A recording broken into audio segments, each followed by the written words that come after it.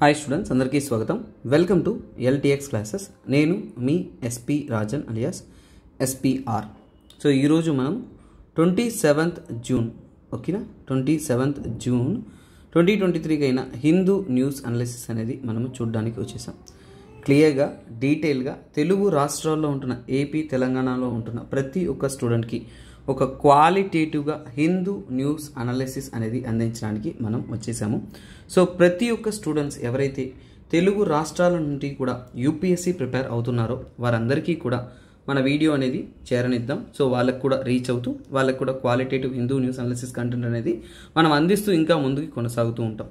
అలాగే చూడండి, స్టూడెంట్స్ అందరికీ కూడా యూస్ అయ్యే విధంగా క్వాలిటేటివ్గా మీకోసం అద్భుతమైన మనం అల్టిమేట్ ఆన్సర్ రైటింగ్ కోర్సెస్ అనేది అందిస్తున్నాం.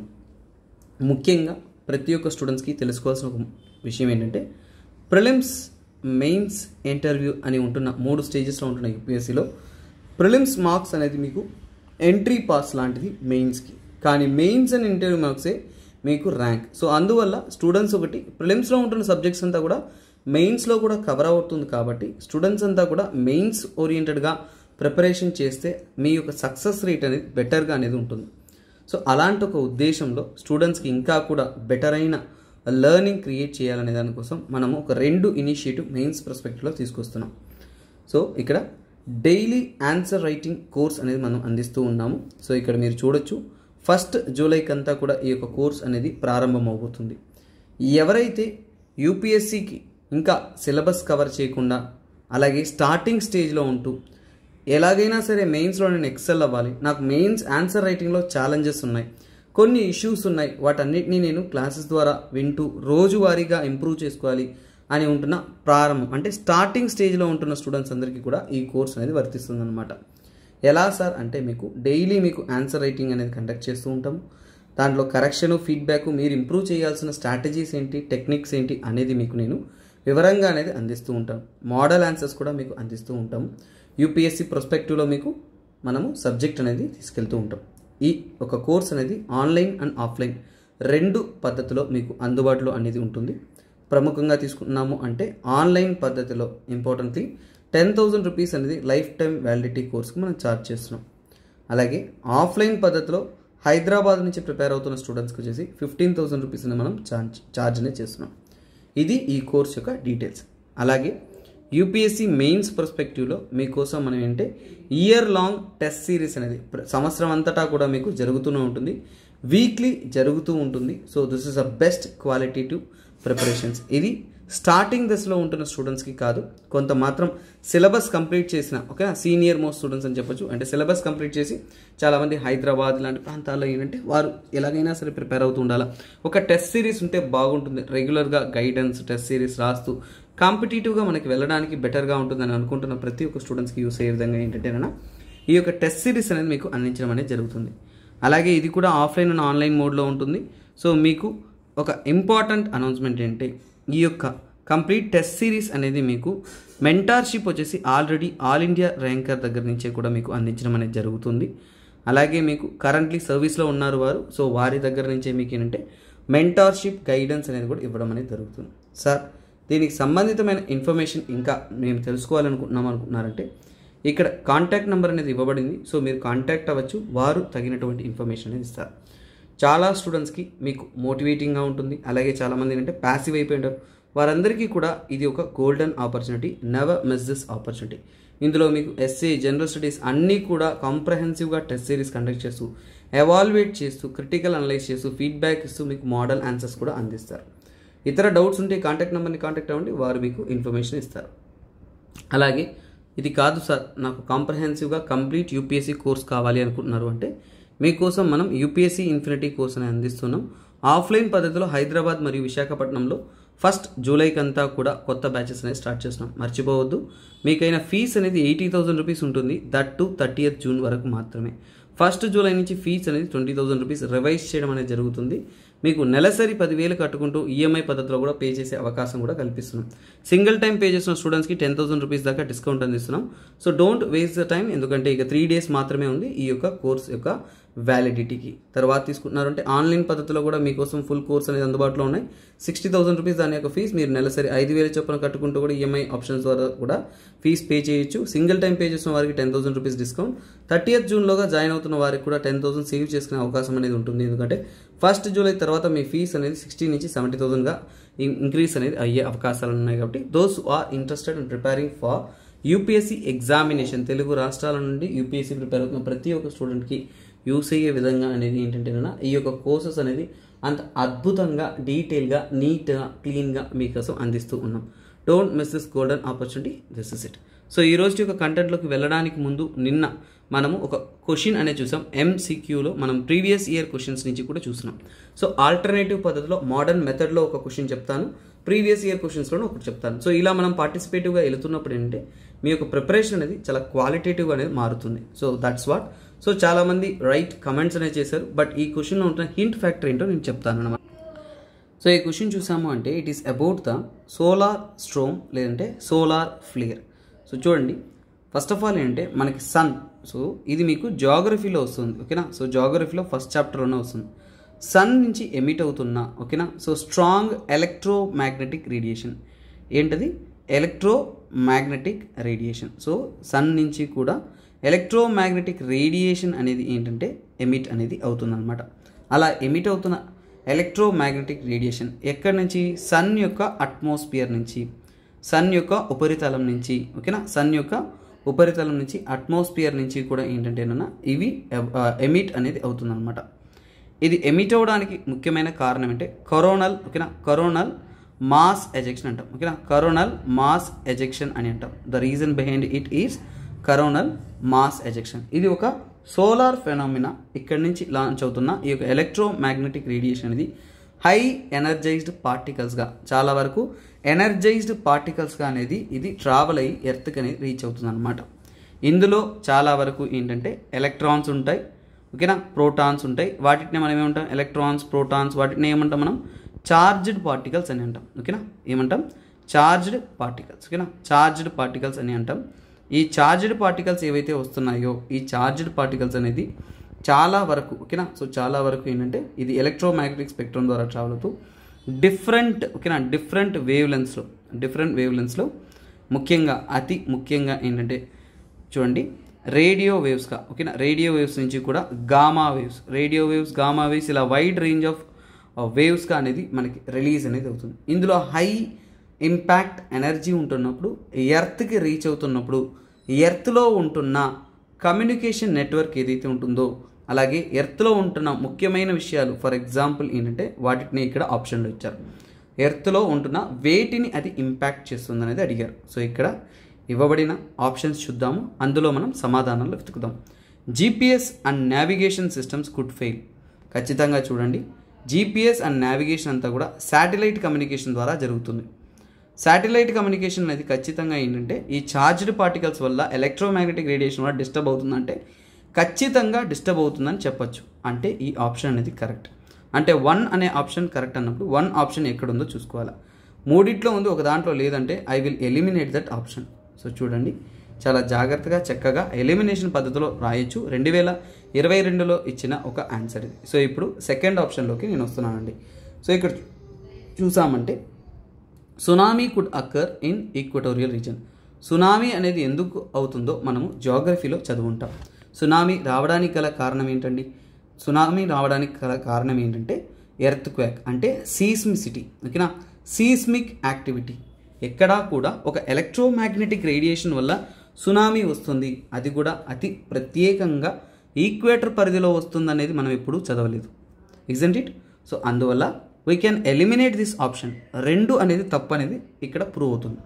2 రాంగ్ అయ్యిందంటే ఇక్కడున్న ఆప్షన్స్లో చూడండి 2 ఎక్కడంతా ఉంది. So 2 is wrong. నాకు మిగతా ఆర్టికల్స్ ఏవి నేను చదవకపోయినా సరే నా ఆన్సర్ 3 అనేది నేను వెళ్ళిపోతాను.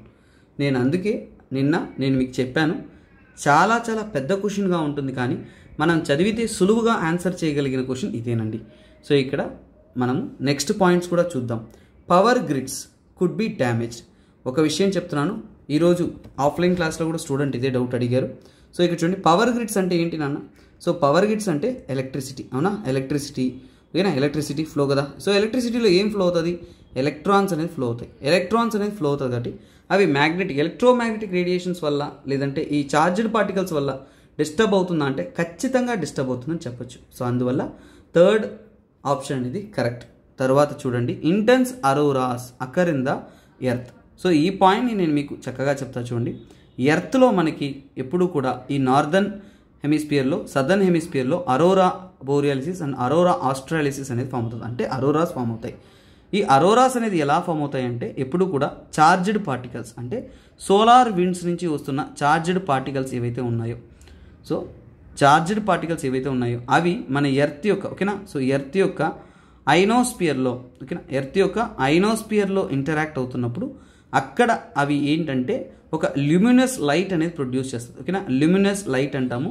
తనంతట తాను వెలుగగలిగిన వెలుగును అనేది ప్రొడ్యూస్ చేస్తుంది. వాటిని మనం ఫోటాన్స్ అని అంటాం. ఆ ఫోటాన్స్ అనేది రంగురంగులుగా మెరుస్తూ మనకి ఆకాశంలో అనేది కనిపిస్తుంది. దాన్నే మనం ఏమంటున్నాము అంటే సో కాల్డ్ అరోరాస్ అంటాం. సో అవి సోలార్ ఫేర్స్ వస్తున్న సమయంలో అత్యంత ఎనర్జైజ్డ్ పార్టికల్స్ ఉంటుంది కాబట్టి సో ఖచ్చితంగా ఇంటెన్స్ అరోరాస్ ఫామ్ అవుతుంది. సో 4వ స్టేట్మెంట్ కూడా రైట్. సో తర్వాత 5వ స్టేట్మెంట్లోకి రండి. Forest fires could take place over much of the planet. చూడండి, ఎలక్ట్రోమాగ్నెటిక్ రేడియేషన్ ఏమి నిప్పు రవ్వలు కావు.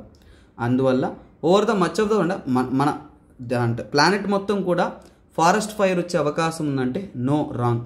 సో ఇక్కడ మీకు చూడండి, ఒకవేళ సెకండ్ ఆప్షన్తో మీరు ఈ ఆన్సర్ చేయలేకపోయినా సరే 5th ఆప్షన్ లేదని గుర్తించినా కానీ మీ ఆన్సర్ వచ్చేస్తుందండి.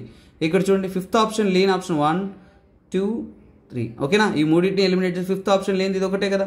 సో అంటే మీ ఆన్సర్ 3 అనేది ఇలాగైనా సరే మీరు ఈజీగా అనేది ఆన్సర్ చేయగలరు. సో బేసిక్ స్టడీస్ మీకు తెలిసినా కానీ స్టూడెంట్స్ మీరు చాలా చక్కగా అనేది ఆన్సర్ చేయగలరు. That should be remembered in your brain. So అందువలనే మీరు ఎప్పుడు కూడా నేను చెప్తున్న స్టూడెంట్స్కి క్లాసెస్లో కూడా ఆఫ్లైన్ క్లాస్ ఆన్లైన్ క్లాస్లో కూడా ఏమిటంటే మీరు చాలా అక్యురేట్గా నేర్చుకోండి.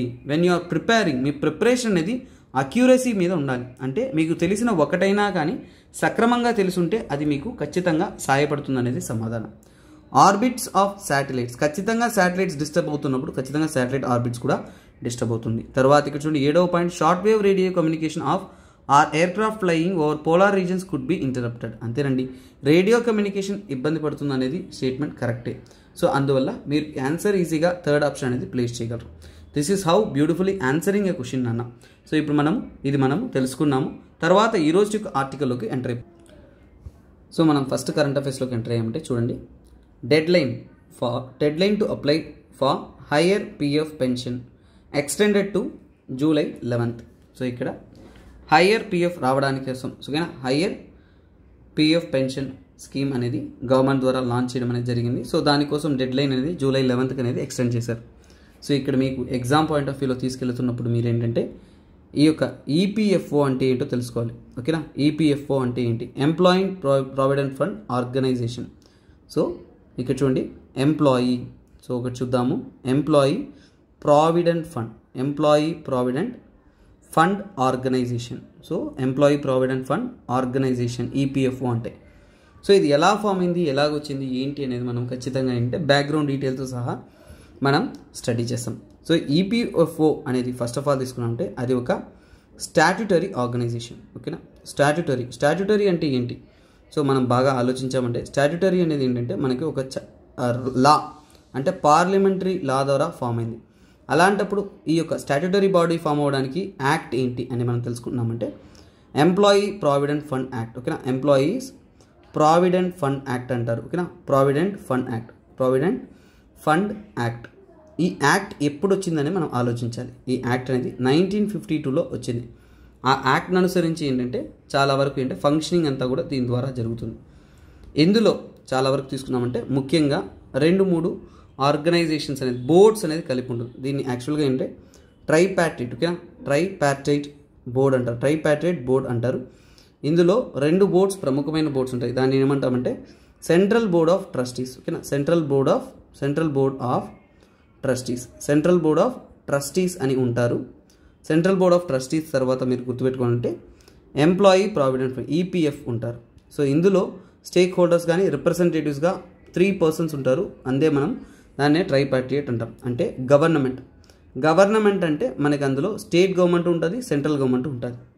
తర్వాత ఏంటంటే ఎంప్లాయర్స్. ఓకేనా, ఎంప్లాయర్స్ అంటే ఏంటి? ఉద్యోగం ఇచ్చే వాళ్ళనే ఎంప్లాయర్స్ అంటాం. తర్వాత ఎంప్లాయీస్, ఉద్యోగం చేసేవాళ్ళు. ఇలా ముగ్గురు రిప్రజెంటేటివ్స్గా, స్టేక్ హోల్డర్గా వర్క్ అవుతున్న ఒక ఆర్గనైజేషన్గా ఇది చెప్పబడుతుంది. ఇది చాలా వరకు ఏంటంటే సో అడ్మినిస్ట్రేటివ్ అంటే ఎలా అడ్మినిస్ట్రేషన్ అన్నీ చేస్తుంది. సో వీరిలో చేస్తున్న మెయిన్ యాక్టివిటీస్, సో వీరు అందిస్తున్న మెయిన్ యాక్టివిటీస్ ఏంటి? యాక్టివిటీస్ విషయంగా తీసుకున్నంటే వీరికి 3 మెయిన్ పర్స్పెక్టివ్స్ ఉంటుంది. దాన్ని ఏమంటామంటే కాంట్రిబ్యూటరీ ప్రావిషన్ ఫండ్. ఓకేనా, సో ఇక్కడ చూడండి, కాంట్రిబ్యూటరీ ప్రావిడెంట్ ఫండ్. ఏంటది? కాంట్రిబ్యూటరీ ప్రావిడెంట్ ఫండ్ అని అంటాం. సో ఇదేంటంటే మనము కొంత మాత్రం అమౌంట్ కాంట్రిబ్యూట్ చేస్తాం. ఆర్గనైజేషన్ అంటే గవర్నమెంట్ కానీ ఆర్గనైజేషన్ కానీ వారు కొంత కాంట్రిబ్యూట్ చేసి మనకి ప్రావిడెంట్ ఫండ్ లాగా మెయింటైన్ చేయడం జరుగుతుంది. తర్వాత పెన్షన్ స్కీమ్, కొన్నిసార్లు డిసేబిలిటీ, కొన్నిసార్లు రిటైర్మెంట్ తర్వాత అందించే పెన్షన్ స్కీమ్ అందిస్తారు దీని ద్వారా. అలాగే వర్కింగ్ గ్రూప్ ఎవరైతే ఉంటారో వారందరికీ కూడా ఇన్సూరెన్స్ కూడా అందిస్తారు. ఏంటది? ఇన్సూరెన్స్ స్కీమ్ కూడా అందిస్తారన్నమాట. సో ఈ 3 కూడా మనం చాలా జాగ్రత్తగా తీసుకున్నామంటే ఇవంతా కూడా ఆర్గనైజ్డ్ సెక్టార్స్కి మాత్రమే. సో చాలా ముఖ్యంగా తెలుసుకోవాల్సింది ఆర్గనైజ్డ్ సెక్టార్, మన ఇండియాలో ఉంటున్న ఆర్గనైజ్డ్ సెక్టార్స్కి మాత్రమే అందిస్తున్న ఒక ఫెసిలిటీ ఇది మనం చూసుకోవచ్చు. నెక్స్ట్ మనం క్రూషియల్గా తీసుకుంటున్న ఒక విషయం ఏంటంటే ఈ యొక్క ఈపీఎఫ్ఓ ఏదైతే ఉంటుందో, ఎంప్లాయీ ప్రావిడెంట్ ఫండ్ ఆర్గనైజేషన్ ఏదైతే ఉంటుందో, ఇది మన ఆల్ ఓవర్ ఇండియా ఏంటంటే ఒక 122 లొకేషన్స్లో అనేది ఫంక్షనింగ్లో ఉంది. మొత్తానికి దీని యొక్క అడ్మినిస్ట్రేటివ్ కంట్రోల్ ఎవరు చేస్తారు? అడ్మినిస్ట్రేటివ్ కంట్రోల్ అంటే మొత్తం ప్రతి ఒక్క వర్క్ కానీ అన్నీ కూడా ఎవరు చూసుకుంటారు అనేదే మన యొక్క ప్రశ్న. ఏ ఒక్క మినిస్ట్రీ అండర్లో వస్తుంది అని కూడా మనం చెప్పుకోవచ్చు. అడ్మినిస్ట్రేటివ్ కంట్రోల్ అంతా కూడా తీసుకున్నాము అంటే ministry of labour and employment. ఓకేనా, సో ఇక్కడ చూడండి, లేబర్ అండ్ ఎంప్లాయ్మెంట్ అండర్లో గవర్నమెంట్ ఆఫ్ ఇండియా కంట్రోల్లో అనేది ఈ ఈపీఎఫ్ఓ అనేది ఫంక్షనింగ్ అనేది చేస్తుంది. సో ప్రస్తుతానికి ఏంటంటే ఈపీఎఫ్ఓ ద్వారా అందిస్తున్న ఒక స్కీమ్స్ గురించి డీటెయిల్స్ అనేది నేను మీకు అందిస్తాను. 3 బ్రాడర్ యాక్టివిటీస్ అన్నాను. సో ఇక్కడ చూడండి, యాక్టివిటీస్లో ఈ 3 బ్రాడర్ యాక్టివిటీస్ అనేది చేస్తూ ఉంటారు. అందులో ఆ 3 బ్రాడర్ యాక్టివిటీస్ని సక్సెస్ చేయడానికి వాళ్ళు అందిస్తున్న స్కీమ్, యాక్చువల్గా చెప్పాలి అంటే ఇది స్కిప్ చేయొచ్చు కంటెంట్, బట్ ఐఎమ్ ప్రొవైడింగ్. ఎందుకంటే ఈ నోట్స్ మీ దగ్గర ఉందంటే ఈపీఎఫ్ఓ గురించి మీరు చదువుతున్న ప్రతిసారి ఈ నోట్ సరిపోతుందనే ఒక స్ట్రాటజీతోనే ఈ కంటెంట్ అనేది నేను మీకు అందించడం అనేది జరుగుతుంది. సో ఫస్ట్ ఆఫ్ ఆల్ ఏంటంటే, so I will provide you 3 elements that is related to it. So ఇక్కడ ఫస్ట్ ఏంటంటే EPFS, employee provident fund scheme. So ఇక్కడ చూడండి, ఈపీఎఫ్ అంటే అందరికీ తెలుసు కాబట్టి ఈపీఎఫ్ అంటే ఎంప్లాయీ ప్రావిడెంట్ ఫండ్ స్కీమ్ మాత్రం రాస్తున్నాను, ఫుల్ ఫామ్ మీకు అర్థమైపోతుంది. ఈ ఇనిషియేటివ్ ఎప్పుడు తీసుకొచ్చారు అంటే 1952లో తీసుకొచ్చారు. సో 1952లో తీసుకొచ్చిన ఈ యొక్క ఇనిషియేటివ్లో ఏంటంటే చూడండి, అక్యుములేషన్ ప్లస్ ఇంట్రెస్ట్ అంటే దాంట్లో ఫండ్ అంటే ఏంటి ఇక్కడ అర్థమైపోవాలి. ఫండ్ అంటే ఏంటి?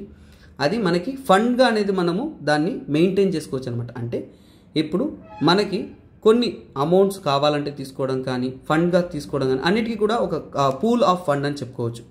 ఇందులో ఏంటంటేనన్నా మనకి ఇంట్రెస్ట్ అనేది, ఓకేనా, సో ఇంట్రెస్ట్ అనేది ఎక్కువగా లభిస్తుంది. అలాగే రిటైర్మెంట్ తర్వాత లేదంటే డెత్ బెనిఫిట్స్ కూడా ఉంటుందన్నమాట. రిటైర్మెంట్ బెనిఫిట్స్ కానీ డెత్ బెనిఫిట్స్ కానీ ఇందులో అందిస్తారు ఫండ్ ద్వారా. అలాగే ఏంటంటే ఈ ఫండ్ ద్వారా ఏంటంటే మనకి కొంత అమౌంట్ ఈ ఈపీఎఫ్ స్కీమ్లో మనం ఫండ్ మెయింటైన్ చేస్తున్నప్పుడు ఇంట్రెస్ట్ అనేది ఎక్కువగా వస్తుంది. రిటైర్మెంట్ కానీ డెత్ తర్వాత మనము దీన్ని హోల్ విత్డ్రావల్ చేసుకోవచ్చు, ఎక్కువగా మెయింటైన్ చేసుకోవచ్చు. అలాగే ఏంటంటే పార్షియల్ విత్డ్రావల్ అంటే పార్షియల్గా మనము ఈ మనీ అనేది మనం ఉపయోగించుకోవచ్చు. ఈ ఫండ్లో మనం మెయింటైన్ చేసిన మనీ అనేది ఉపయోగించుకోవచ్చు. అది ముఖ్యంగా ఎక్కడ ఉపయోగిస్తున్నాము అనేది ఎగ్జామ్లో ఇంపార్టెంట్. ముఖ్యంగా ఎడ్యుకేషన్ పర్పస్ కానీ, పిల్లల యొక్క ఎడ్యుకేషన్ కానీ, మ్యారేజ్ పర్పస్ కానీ, అలాగే హెల్త్ ఆరోగ్యకరమైన సమస్యలు వస్తున్నప్పుడు కానీ, ఇంకా ఇతర సమస్యలు ఏదైనా ఎమర్జెన్సీ సిచ్యువేషన్ అలాంటప్పుడు మనం ఏంటంటే ఇందులో నుంచి పార్షియల్ ఫండ్ విత్డ్రా చేసుకొని ఒక ఎకనామిక్ సపోర్ట్గా ఉండడానికి అనేది హెల్ప్ అవుతుంది. తర్వాత ఏంటంటే ఈ యొక్క ఈపీఎఫ్ఓ స్కీమ్లో ఉంటున్న అందరినీ, ఈపీఎస్ స్కీమ్, ఓకేనా, ఈపీఎఫ్ఎస్ స్కీమ్లో ఉంటున్న అందరినీ కూడా, ప్రతి ఒక్కరిని కూడా ఏంటంటే గవర్నమెంట్ తరపు నుంచి కూడా హౌసింగ్ ఫర్ ఆల్, ఏంటది హౌసింగ్ ఫర్ ఆల్ 2022 స్కీమ్ అండర్లో కూడా తేవడం అనేది జరిగింది. ఇది ఎంప్లాయీ ప్రావిడెంట్ ఫండ్ స్కీమ్ గురించి. ఇప్పుడు ఇదే ఈపీఎఫ్ఓ ఆర్గనైజేషన్ తరపు నుంచి అందిస్తున్న ఇంకొక స్కీమ్ గురించి నేను చెప్పబోతున్నాను. నేను చెప్పాను కదా, సో ఇక్కడ చూడండి, ఇక్కడ క్లియర్గా చూడండి, ఎక్కడ ఉంది. సో ఇక్కడ చూడండి, నేనేం చెప్పాను, ఫస్ట్ 3 యాక్టివిటీస్ చేస్తాను. కాంట్రిబ్యూటరీ ప్రావిడెంట్ ఫండ్ అన్న అంటే మనం కాంట్రిబ్యూట్ చేస్తాం, గవర్నమెంట్ కూడా కాంట్రిబ్యూట్ చేస్తుంది, హై ఇంట్రెస్ట్ రేట్ వస్తుంది, అది ఇక కాంట్రిబ్యూటరీ ప్రావిడెంట్ ఫండ్, ఒక పూల్ ఆఫ్ ఫండ్ లాంటిది. అదేవిధంగా నెక్స్ట్ పాయింట్ ఏంటి, పెన్షన్ కదా. సో పెన్షన్ రూపంలో ఈ ఈపీఎఫ్ఓ ద్వారా ఏమందిస్తున్నారు, సో దాన్నే మనం ఏమంటామంటే ఎంప్లాయీ, ఓకేనా, employees pension scheme, employees pension scheme. EPFO ద్వారా ఏంటంటే ఎంప్లాయీ పెన్షన్ స్కీమ్ అనేది ముందు ఫస్ట్ ఎప్పుడు తెచ్చారు అంటే 1995లో తేవడం అనేది జరిగింది. సో ఈ ఎంప్లాయీ పెన్షన్ స్కీమ్లో ఏమందిస్తారు, ఎలాంటి బెనిఫిట్స్ అందిస్తారు, వాటి యొక్క క్యారెక్టరిస్టిక్స్ అనేది తెలుసుకుందాం. సో ఇది ముఖ్యంగా ఏంటంటే, సో ఇందులో మనం ఏంటంటే ఒకవేళ మనం రిజిస్టర్ చేసుకొని ఎవరైతే ఆర్గనైజ్ సెక్టార్ నుంచి ఉంటారో వారందరికీ కూడా ఏంటంటే మంత్లీ బెనిఫిట్స్ అనేది అందిస్తారు. మనందరికీ తెలుసు పెన్షన్ అంటేనే మంత్లీ బెనిఫిట్. రిటైర్ అయిన తర్వాత అలాంటి సమయాల్లో ఏంటంటే మంత్లీ బెనిఫిట్స్ అనేది అందిస్తారు. అలాగే ఏంటంటే ఇది నాట్ ఓన్లీ ఫర్ ఎగ్జాంపుల్ ఏంటంటే రిటైర్మెంట్ అయిన తర్వాత not only for the person, so ముఖ్యంగా డిసేబిలిటీతో ఉన్న సమయంలో కూడా, ఓకేనా, ఏదైనా కానీ వికలాంగులు అయినప్పుడు కూడా, లేదంటే సర్వైవర్ విడో అంటే వారి యొక్క, ఓకేనా, వారు చనిపోయిన తర్వాత వారి యొక్క వైఫ్ సర్వైవ్ అయినా కానీ వారికి కూడా అందించడానికి ఛాన్సెస్ ఉంటుంది. తర్వాత చిల్డ్రన్స్కి కూడా ఏంటంటే అందించే ఛాన్స్ ఉంటుంది. ఒక్కొక్క దాని స్కీమ్ని బట్టి ఉంటుంది, దట్ ఈస్ వాట్. తర్వాత ఏంటంటే డిసేబుల్మెంట్, ఏమైనా కానీ మనకి డిసేబుల్మెంట్ జరిగిందంటే అప్పుడు పార్షియల్గా మంత్లీ మనకి కాంట్రిబ్యూట్ లాగా ఒక పెన్షన్ రూపంలో ఇవ్వడానికి అనేది ఇది అందిస్తారనమాట. అలాగే ఇందులో ఏంటంటే ఇంకా కొన్ని సర్వీస్ బెనిఫిట్స్ ఉన్నాయి. అందులో ఒక ముఖ్యమైన స్కీమ్ ఏంటంటే ఫ్యామిలీ పెన్షన్ స్కీమ్. ఏంటది, అది ఫ్యామిలీ పెన్షన్ స్కీమ్ అనమాట. ఈ ఫ్యామిలీ పెన్షన్ స్కీమ్ రూపంలో 1971లో అనేది ఇంక్లూడ్ చేశారు. ఇది ఎంప్లాయీ పెన్షన్ స్కీమ్ గవర్నమెంట్ ద్వారా ముఖ్యంగా ఆర్గనైజ్డ్ సెక్టార్లో వర్క్ చేస్తున్న వారికి అందిస్తున్న ఒక స్కీమ్ అనమాట. తర్వాత నేనేం చెప్పాను, ఇన్సూరెన్స్, అంతే కదా. 3వ పాయింట్ చూడండి, ఇన్సూరెన్స్ సెక్టార్లో ఈపీఎఫ్ఓ మెయింటైన్ చేస్తూ ఎలాంటి ఒక స్కీమ్ అందిస్తున్నారు అనేది మనం తెలుసుకుందాం. దాని పేరు ఏంటంటే ఎంప్లాయీ, ఓకేనా. So employee deposit linked insurance scheme, employee deposit linked insurance scheme అన్నమాట. సో ఈ స్కీమ్ అనేది మొట్టమొదటిసారిగా ఎప్పుడు ఇంట్రడ్యూస్ చేశారు అంటే 1976లో ఇంట్రడ్యూస్ చేశారు. ఇది ముఖ్యంగా మనకు అర్థమవుతుంది ఏం పర్పస్ అనేది మనం తీసుకుంటున్నాము అంటే it is because of insurance. అంటే any cause of death, employee ఎవరైతే ఉన్నారో వారి యొక్క కాజ్ ఆఫ్ డెత్ ఏదైనా కానీ వారి యొక్క కాజ్ ఆఫ్ డెత్ని బట్టి, అంటే చనిపోయిన తర్వాత ఏంటంటే వాళ్ళకి ఏంటంటే ఒక మేజర్ బెనిఫిట్ అనేది వస్తుందన్నమాట. సో ఆ విధంగా, సో ముఖ్యంగా ఆ మెంబర్ ఎవరైతే నామినీ ఉంటారో వారికి ఏంటంటే కాజ్ ఆఫ్ డెత్ తర్వాత ఆ బెనిఫిట్ అనేది అందిస్తారనమాట. ప్రొవైడెడ్ కేస్ ఆఫ్ డెత్ ఫ్లోలో రాసేసాను, ఓకేనా. కేస్ ఆఫ్ డెత్ అంటే కాజ్ ఆఫ్ డెత్ వచ్చేసి రీజన్ కన్సిడర్ చేస్తారు, బట్ ఇక్కడ ఇన్ కేస్ ఆఫ్ డెత్ అనేది వాళ్ళకి బెనిఫిట్ ఇస్తారు. ఇందులో ఏంటంటే బెనిఫిట్ అమౌంట్ అనేది, ఓకేనా. సో బెనిఫిట్ అమౌంట్ అనేది వాళ్ళు నిర్ణయిస్తారు. చాలా వరకు ఏంటంటే it will be varying 20 times the wage, ఓకేనా, 20 times ఆఫ్ వేజ్, అంటే మన యొక్క శాలరీ కంటే కూడా 20 times ఇస్తారు. అలాగే మ్యాక్సిమం బెనిఫిట్ అనేది 6 lakhs దాకా ఉంటుందన్నమాట. ఇలాంటిది ఎంప్లాయీస్ కోసం రిజిస్టర్ చేసుకున్న వారికి మాత్రం పర్టికులర్గా గవర్నమెంట్ తరపు నుంచి ప్రొవైడ్ చేసే ఒక ఆర్గనైజ్డ్ సెక్టార్ కాంట్రిబ్యూషన్లో ఉండే ఒక స్కీమ్ అనమాట. This is very crucial for your examination. ఎందుకంటే రెగ్యులర్గా మీరు న్యూస్ చదువుతున్నప్పుడు అంటే హిందూ ఆర్టికల్ కానీ ఇతర ఆర్టికల్స్ కానీ ఇతర కరెంట్ అఫైర్స్ చదువుతున్నప్పుడు ఈపీఎఫ్ఓ ఎన్నోసార్లు వస్తుంటాయి. కానీ ఆ ఈపీఎఫ్ఓ ఏంటనేది ఒక పరిపూర్ణమైన ఎడ్యుకేషన్ అనేది ఇక్కడ మనం చూడడం అనేది జరిగిందనమాట. అండ్ నెక్స్ట్ కరెంట్ అఫైర్స్ ఏంటో చూద్దామండి. సో ఇక్కడ క్లియర్గా మనం చూస్తున్నామంటే 100 standard as flash flood, land slips disturb Himachal highways. So ఇక్కడ ఒకటి క్లియర్గా తెలుసుకోండి, మాన్సూన్ సీజన్ మనకి ఎప్పుడు కూడా జూన్ నుంచి సెప్టెంబర్ వరకు మాన్సూన్ సీజన్ అనేది ఉంటుంది. ఖచ్చితంగా ఇండియాలో కుండపోత వర్షం అనేది ఈ మాన్సూన్ సీజన్లోనే ఎక్కువగా అనేది మనకి వస్తూ ఉంటుంది. సో ఈ మాన్సూన్ సీజన్ వస్తున్న ప్రతి సమయంలో కూడా మనకి ఎప్పుడూ కూడా ఈ ఫ్లాష్ ఫ్లడ్స్, క్లౌడ్ బర్స్ట్ ఇలాంటి పదాలు అనేది ఎక్కువగా ఉపయోగిస్తూ ఉంటారు. ఇవి మీకు జియోగ్రఫీలో జిఎస్ పేపర్ 1లో చాలా చాలా క్రూషియల్. సో అలా ఉంటున్న మనం ఫ్లాష్ ఫ్లడ్స్ గురించే మనం చూడబోతున్నాం. ఎందుకంటే ఇక్కడ హిందూ ఆర్టికల్లో ఫ్లాష్ ఫ్లడ్స్ గురించే చెప్పున్నారు కాబట్టి దాని గురించే మనం చదవబోతున్నాం. So first of all flash floods అంటే ఏంటి? ఎప్పుడు కూడా జియోగ్రఫీలో మీరు నేర్చుకుంటున్నప్పుడు కాన్సెప్ట్ నేర్చుకోవాలి, డెఫినేషన్ నేర్చుకోవాలి, అండర్స్టాండ్ చేసుకోవాలి, అంతే. దానికి మించి ప్రిపరేషనే లేదు. సో ఈ విషయంలో తీసుకుంటున్నారు అంటే ఇక్కడ ఫ్లాష్ ఫ్లడ్స్కి డెఫినేషన్ మనకు తెలియాలి. సో అప్పుడు తీసుకుంటున్నాము అంటే ఇక్కడ ఫ్లాష్ ఫ్లడ్ అంటే సడన్, ఫ్లడ్కి ఫ్లాష్ ఫ్లడ్కి డిఫరెన్స్ ఏంటంటే ఇక్కడ డెఫినేషన్లో మనకు తెలుస్తుంది. సడన్ అండ్ ర్యాపిడ్ ఫ్లడ్స్ అంటే చెప్పబెట్టకుండా ఉన్నట్టుండి మనకి వరద వచ్చిందనుకోండి, దాన్నే మనం ఏమంటున్నాము, ఫ్లాష్ ఫ్లడ్స్ అని అంటున్నాం. సో అలాగే చూడండి, సడన్ అండ్ ర్యాపిడ్ ఫ్లడ్స్ అది కూడా ఏంటి, షార్ట్ పీరియడ్ అంటే చాలా తక్కువ కాలంలో, అంటే వర్షం పడిన కొన్ని గంటల్లోనే, షార్ట్ పీరియడ్ వితిన్ హవర్స్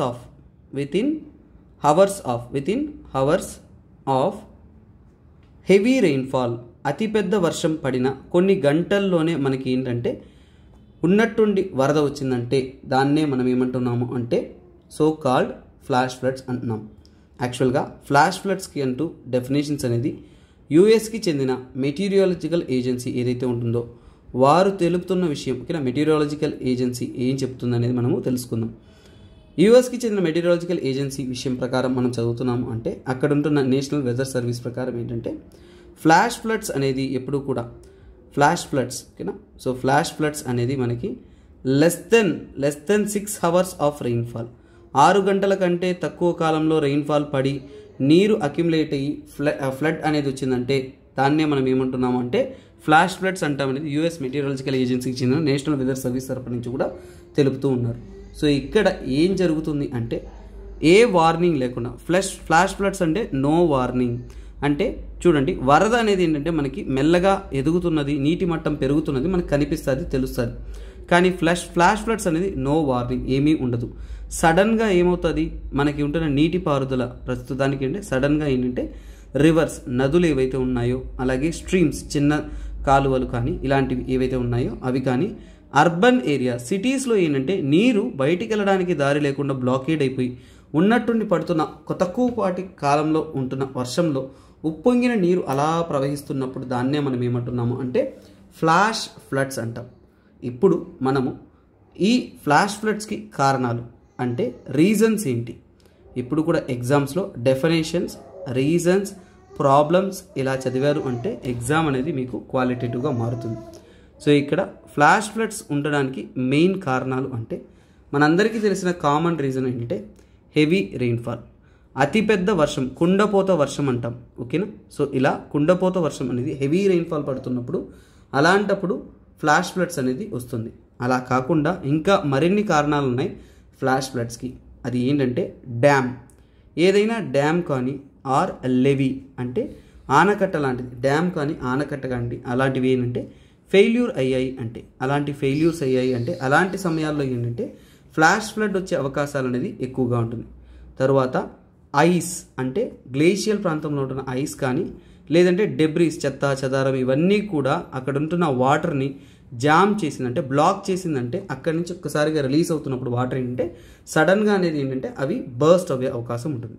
తర్వాత మనకి రిజర్వాయర్స్లో ఉంటున్న వాటర్స్ కానీ, ఓకేనా, రిజర్వాయర్స్లో ఉంటున్న వాటర్స్, అలాగే గ్లేషియల్ లేక్ అంటే మంచు కొండల్లో ఉంటున్న కొన్ని లేక్స్ అనేది అవుట్ బర్స్ట్ అవుతున్నప్పుడు అలాంటి హిమాలయాస్ కొండల ప్రాంతాల్లో ఏంటంటే అతిపెద్ద వర్షాలు వచ్చే అవకాశం అనేది, వరదలు వచ్చే అవకాశం అనేది మనకి ఉంటుందన్నమాట.